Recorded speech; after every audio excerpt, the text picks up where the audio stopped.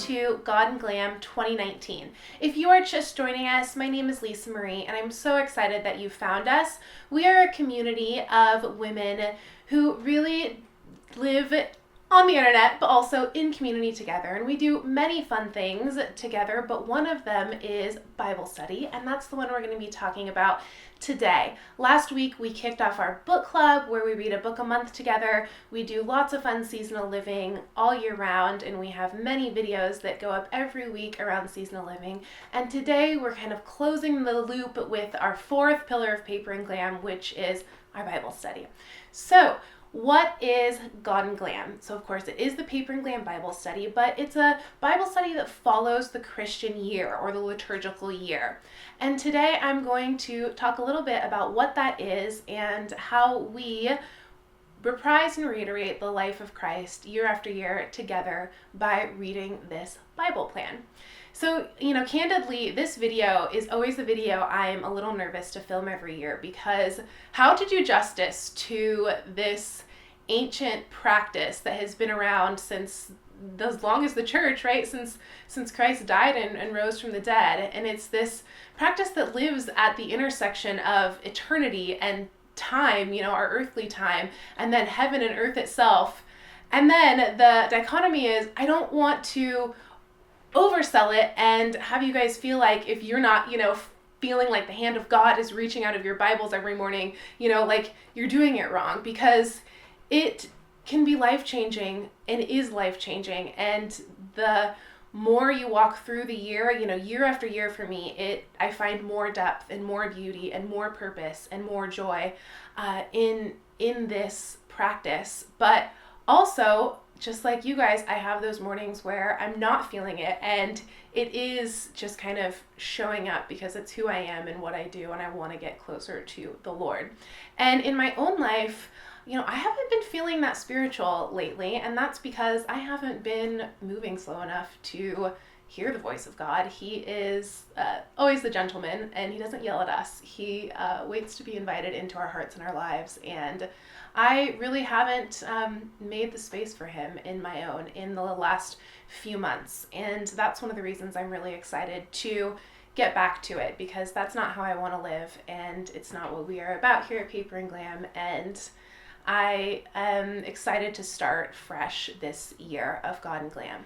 So the Christian year starts on the first Sunday of Advent. So this year it's December 2nd, next year it's December 1st, and last year it was December 3rd. So it's usually right after Thanksgiving. And, we talked a little bit in the book club video about how that can feel very inconvenient for a lot of us, where lives kind of get even bigger and busier during Christmas, and in the best ways and also some of the most challenging ways. But that's why I think that the Christian year is so powerful, because it is something that instills a rhythm and instills a tradition into our days and helps us to remember, why we are here walking this earth. It's not to tick down our to-do list. And I am very, very, that's problematic for me. I am just like your quintessential workaholic, and I am always the best version of myself when I am reading my Bible regularly.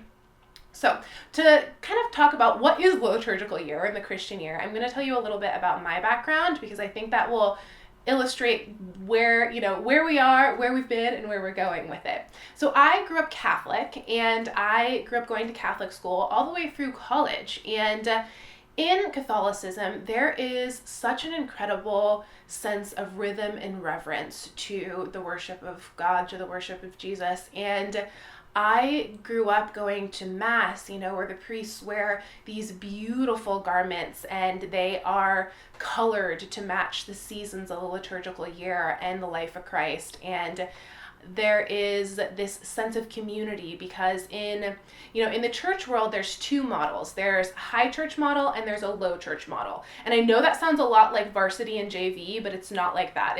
That's just the name of it. So in a high church model, churches use the liturgical year, the Christian year, or the Revised Common Lectionary, it's all kind of the same, to inform their services. And those are the verses that they use, the backbone of their services. So if you go to an Anglican church or an Episcopal church or a Catholic church or a Lutheran church, you will probably hear one of a few, like a small group of verses.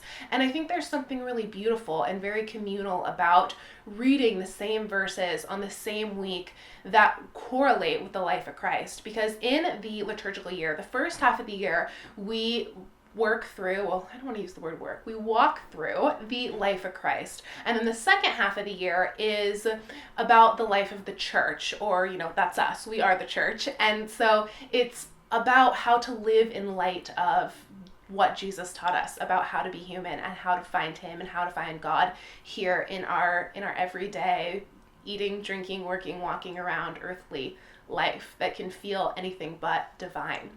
So growing up Catholic, I was so inspired by the tradition and the reverence, and I'm all about tradition and rhythm and having kind of a backbone to your life, because it can kind of be easy to get unhinged in this modern instant life. I don't know if you guys feel that way, but I really feel that way living in LA. It's so fast, it's like bump and grind, and part of me loves that, but a part of me, is a small town country girl who grew up in Napa, and I love that this practice slows me down. So back to Catholicism. So growing up in that, in the liturgical tradition, in the high church tradition, I left for Christian non-denominational church in college, because I really felt like in Catholicism I was missing the emphasis on the personal relationship with Jesus. And I found that in the non-denominational worship space. And I don't mean that to be a criticism of Catholicism at all, because I have, like I said, a lot of reverence for that version of Christianity. And it's like, we all believe in Jesus. It's like, sometimes I think we get too hung up on the denominations and the technicalities, because at the end of the day, we all are doing our best to become a little more like Jesus every day. So anyway, I went to Christian non-denominational, and after a couple years, I started to be astounded that the Christian year and liturgical year didn't come up at all. And not only that, at the time I was consuming a lot of Christian media, so like podcasts and online sermons and books, and the Christian year wasn't mentioned at all. And it felt like this huge disconnect. I'm like, wait, what happened to the Christian year? And kind of reading the verses that follow along with life in Christ. And that really inspired me to want to start this God and Glam Bible Study, because, we're all about seasonal living. And as you get into the Christian year, you'll notice I borrowed a lot of what we do here at Paper and Glam from the ancient church. Wearing certain colors and having certain seasonal traditions has gone back in the church's practices as a community since the beginning, like I said. And furthermore, 200 years ago, we were an agricultural society. So the seasons in our world really underpinned the entire community experience. And we, as an industrialized world and as a digital world, we've gotten away from that. And I just in my heart want to do everything I can to get back to community and back to that sense of rhythm and seasons. And the Christian year is the backbone of how I do that in my own life. And I hope I can share it with you this year. And if this is your third year reading along with me, I'm so excited, because I think that you'll see that the further along you get, it just becomes, it just takes on this life all its own. And it's just something that really can't be put into words, which is why I get nervous filming this video, because it's like, how to articulate this when by its very definition, words fail. So in 2015, when we started the God and Glam Bible Study group, we didn't have any sort of curriculum that we were doing together yet. I was kind of researching and trying to find a resource that we could read together. And as luck would have it, or God would have it, one of you in our community DM'd me this book, and it's Living the Christian Year by Bobby Gross. And in my humble opinion, this is the best work we have on liturgical year. It's also the only one I found that is broken down similar to a devotional, in that you have your reading and then you have a little kind of paragraph breaking down what Bobby pulled out for us to kind of think about. And I know we've read this book for the last 3 years, but it really is inexhaustible. The Bible is inexhaustible, right? And the book is just it's the best resource I found. And I did bring a couple other books. For those of you who have read this, I have another one that I think you might enjoy reading along in tandem, but it isn't set up in a devotional format. It's kind of a short little guy.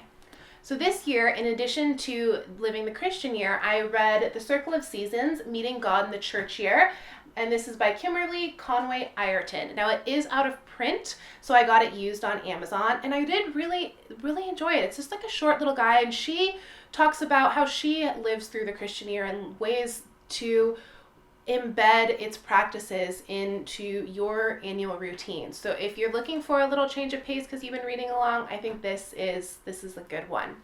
But back to Bobby Gross. So what Bobby Gross has done with the liturgical year is he has consolidated it. So not to get too technical because it's overwhelming, especially for me. I feel like at this point I have like a backyard seminary degree in the liturgical year and I've barely even scratched the surface. But there's 3 years in the liturgical year, which is confusing, but hang with me. So there's your A, your B, your C. This coming year, we're going to be reading year C along with the rest of the high churches.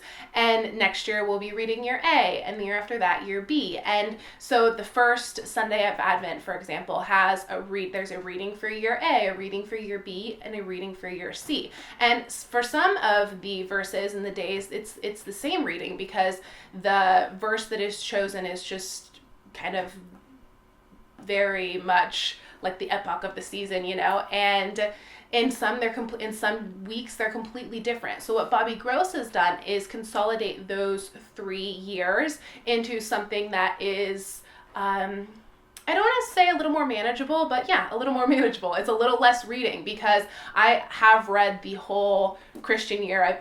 I've gone through A, B, and C at this point since I started in 2016, and it is a tremendous amount of reading. I mean, it's a lot. So I really appreciate the incredible treatment that he gave liturgical year, but also it's not like the complete Bible. So like some of my favorite books are actually missing from the verses that are part of the Christian year. So like Ruth is not in there, Job is not in there, Esther's not in there. So Bobby Gross has added some of those back, and then I've added some of those back into the God and Glam Bible Study. So the God and Glam Bible Study that we're going to be looking at in just a minute is a combination of 3 things. It's a combination of liturgical year itself, and then some of the verses that Bobby Gross has added in Living the Christian Year, and then some of the verses that I added that were not in either, that I really feel like I want to make sure I read every year. We as humans, we're forgetful people, and I know that I need these same reminders. Like I'll never run out of like fresh insights to find in the Bible, and because it's inexhaustible. I was reading Anne Rice's spiritual memoir. We read Interview with a Vampire for our October Glamarine read in book club, and I was reading her spiritual memoir called Out of Darkness, and she said it so beautifully. I just can't help but sharing this quotation with you. I crossed some barrier in my studies. I stopped hearing chapter and verse and got caught up in the story, eager to discover what was going to happen next. Taken again to the Old Testament backdrop for the Gospels, I was soon reading the Old Testament books with equal curiosity and vigor, astonished by the distinct voices of the characters and the wondrously surprising twists and turns of the various accounts. I fell in love with 1st and 2nd Samuel and the exploits of King David. I became entranced with the book of Jonah and the book of Tobit. I began to see everywhere the explosive creativity of the documents I was reading. I began to feel their pulse. I find them inexhaustible in a rather mysterious way. I'm at a loss to explain the manner in which every new examination of the text produces some fresh insight, some new cascade of connections, some astonishing link to another part of the canon or to the Old Testament backdrop, which unfolds the whole. The interplay of simplicity and complexity seems at times to go beyond human control. Picking up the gospel on any given morning is picking up a brand new book. There is something so explosive about this body of work it not only dwarfs the fragile assumptions of the skeptics, it dissolves them into nothingness. And at times I have the feeling that I will die with my face down in one of these books on the verge of some new and momentous question or insight. In some, there's no visible bottom to this well of meaning. It's unlike my experience with any other written text. To say the words are evocative doesn't cover it. The words push one to the brink of mystical realizations. The words never stop inspiring responses that are beyond the words. The whole enterprise is immeasurably huge and thrilling. So Anne Rice really did a great job of explaining why this video is such a challenge for me, because I just want to convey that this enterprise is such a challenge, but the rewards are they're just like beyond words. So with that, I want to start looking at some of the nuts and bolts of the God and Glam reading plan and kind of how I've set it up and how we're going to walk through this through the year.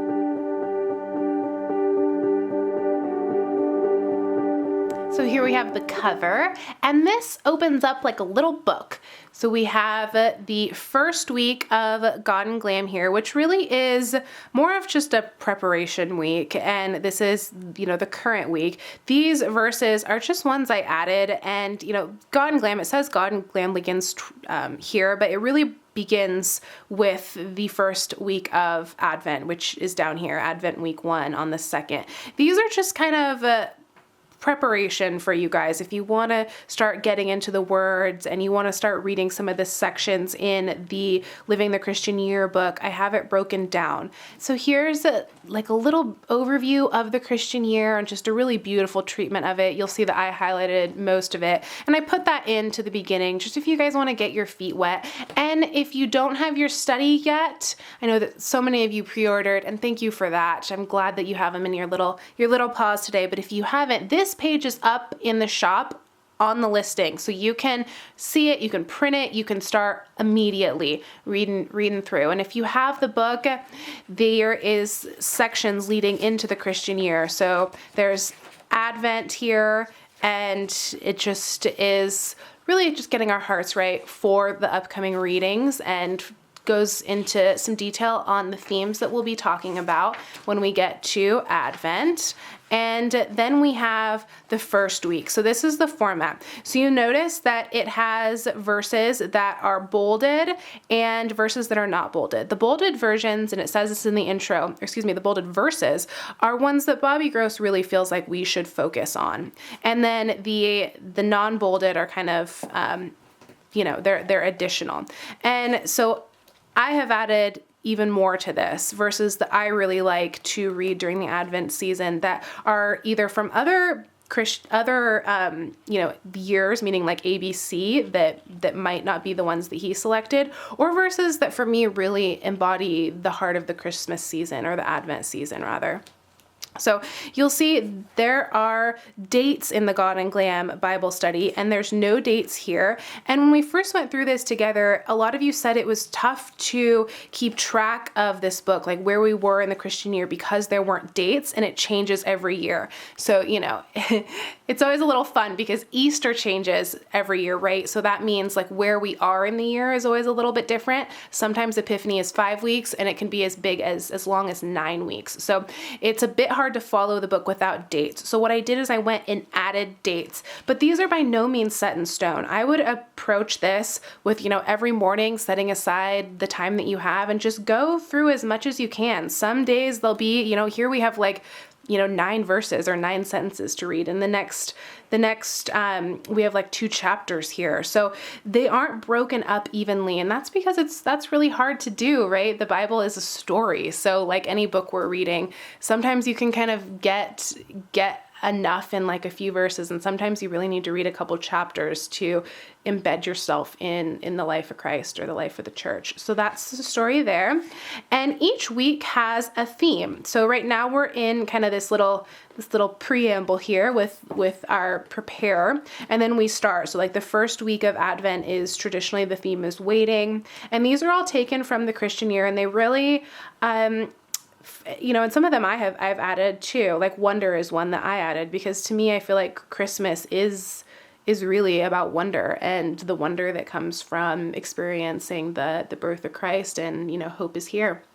So, the next week is renewal. And so some of them, again, from the Christian year, and some of them I feel are just like central to the human experiences. And we have amazing verses that go right along with those themes. So I've developed this study, like I said, over the course of the last 3 years. And I think it's gotten stronger and stronger every year. There is not a one-to-one with the book. It's close because, they're both based on the liturgical year, but they're not one-to-one. So if you don't see a reading in the book that's in the Bible study or vice versa, it's just because like the Christian year, like I said, it's huge and this is a selection. So every year it's going to be a little bit different and also very much the same because we're walking through the same seasons. So actually let's talk about the seasons and the themes. So in the Christian year, we have seasons just like, like our spring, winter, fall, summer. So the first season is Advent, and then we move to Christmas, and these colors coordinate with our monthly Paper and Glam colors. So we have, our red and our green for December, then we move into our January colors, and we move into Epiphany. So after Christmas, we have Epiphany, and that's really the winter season. And then we have, the 8-week Epiphany this year, and it's actually really cool that Epiphany is 8 weeks. So it's like almost the very longest Epiphany that we'll ever have because there's just so much opportunity to get into the story. And some of the verses in Epiphany are just like my absolute favorite. So I won't nerd out on you guys too much right now. So then Lent begins, and that's the next season. And then this is like our spring, and then we prepare for Easter and we have Holy Week.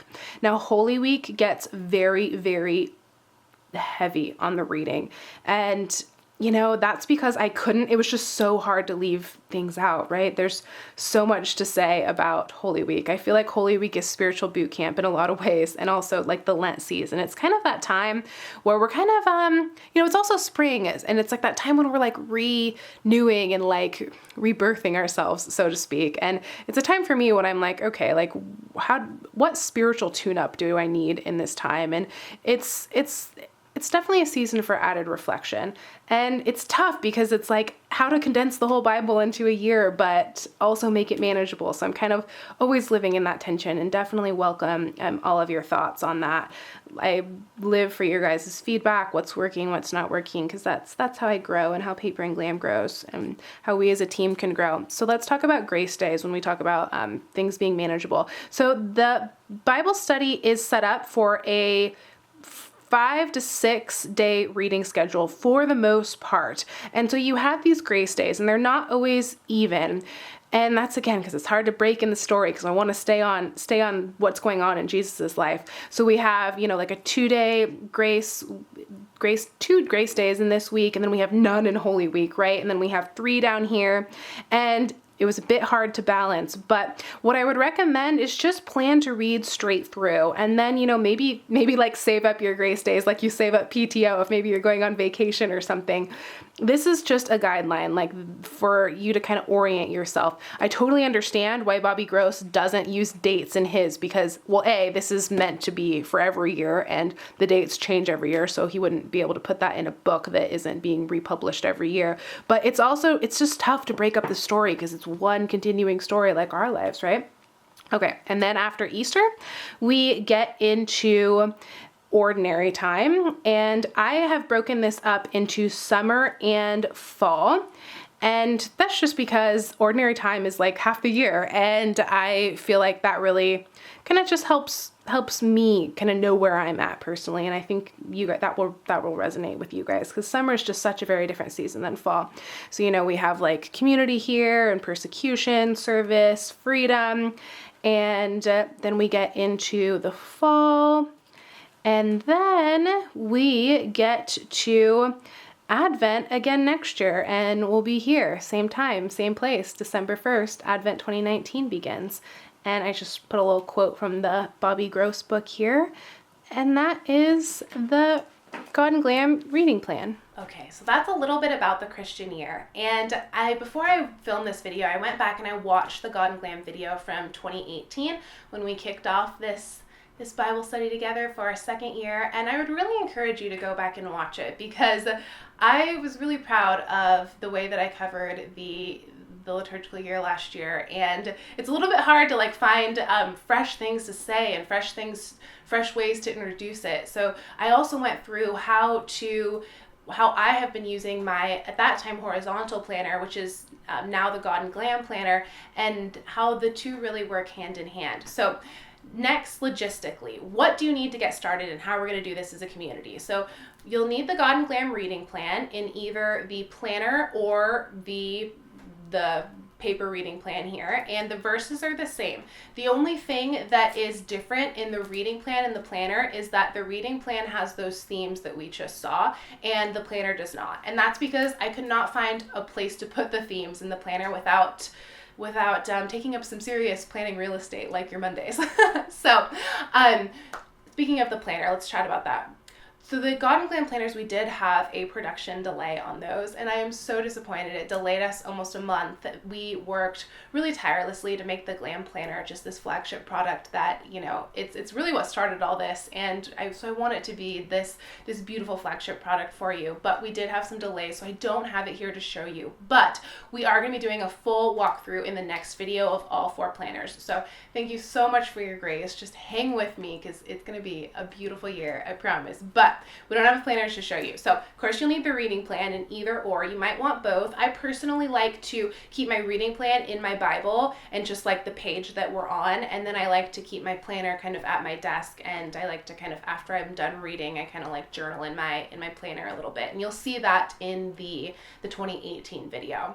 So the reading plan, and I really recommend this book. Now you don't need the book to read the Christian year. This is, you know, one person's interpretation of, you know, the Christian year. So from a content perspective, I really aspire to do videos on our God and Glam YouTube channel, but we're not there yet. I wouldn't say I've bitten off more than I can chew, but I've bitten off exactly how much I can chew until we have the opportunity to expand Team Glam a little. So you guys have been so incredible with all of your support, and Paper and Glam continues to grow. So I'm very hopeful there will be God and Glam content this year and in the future, but I don't want to make any promises just yet.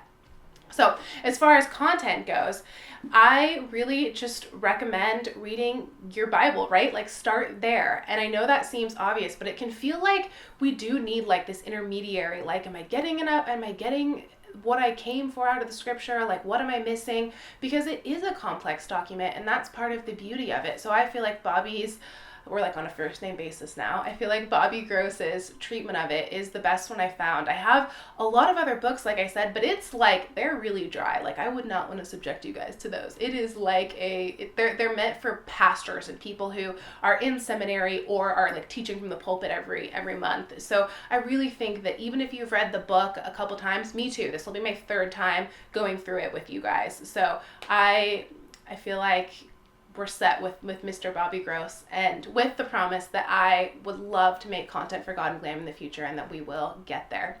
We have a God and Glam Facebook group, and I know that it hasn't been as active as I would like it to be and you would like it to be. So I am issuing an open call. Please help me make it more active. I need your guys' help. This is a community enterprise. I would love it if you would, you know, read your verses in the morning and share what you got out of them. You know, the girls are so great, and the women in the group are so incredibly amazing about praying for one another and being an encouragement to one another. But I would love it if we could unpack some of these verses together in our group, both once we're able to get kind of weekly God and Glam videos going, and also, you know, throughout the year, kind of behind the scenes at Team Glam. We have the most amazing member of our team. Her name is Chelsea, and she's a PK, she's a pastor's kid, and she's also a worship leader, and I have the privilege of working with her.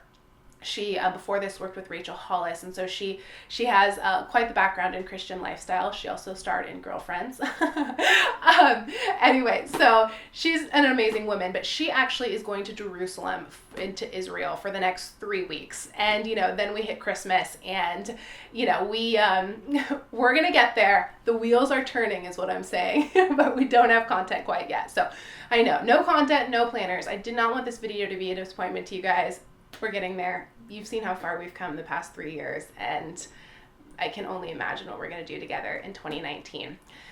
So with that, let's see, what else? Oh, I didn't talk about a Bible. I always get questions about what Bible to use. Any Bible will do, sisters. This is the one I have been using for the past 4 years. It is a dual translation of the NIV and the Message.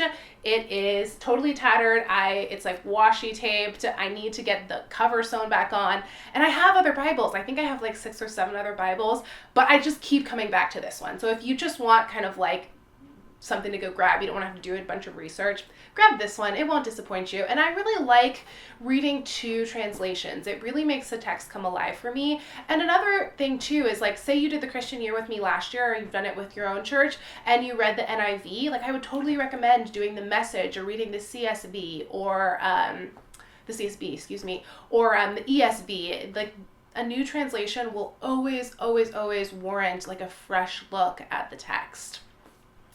So yeah, that is God and Glam 2019. I hope you are excited for a year of transformation. I know I am, and just this community, like everything is better in community, and you have been just the most humble and encouraging women. Every day you guys are like my inspiration and my joy. I literally wake up in the morning to like see what you guys are up to on the Facebook groups, to see, you know, what you guys are thinking of, what you're doing in your homes, and you know, the Bible study is the same. I love reading what you guys have shared on the God and Glam Facebook group, the stuff you tag me on Instagram. I do see it, and you guys are my encouragement, and I just want to thank you for being encouragement to me and to each other. I hope you've had a beautiful Thanksgiving, and I hope you run and grab the God and Glam reading plan, because I think we're on the brink of something here. You know that feeling? You know when you just feel like change is in the air and it's kind of all coming together? It's been honestly kind of a tough year for me physically. I had some health stuff this past year. So kind of coming to what I hope is the end of that and entering into this fresh season. I'm just excited for a fresh start with all of you. So if you enjoyed this video, I'd really recommend sending it to a friend, not just because I want Paper and Glam to grow, which you know I do, but because then we can do more cool stuff, and then I can hire more help, and then we can do more videos. But because I think that there's nothing like accountability, and there's nothing like in real life community. I know that I don't have people in my real life who love planning and books and Bible study the way I do, and you guys fill that gap for me. But I would highly recommend sending this to your girlfriend or your sister or your mom or, you know, your husband, whoever, and go through this with someone. You know, find that accountability. I know that not much gets done unless I'm accountable to someone else.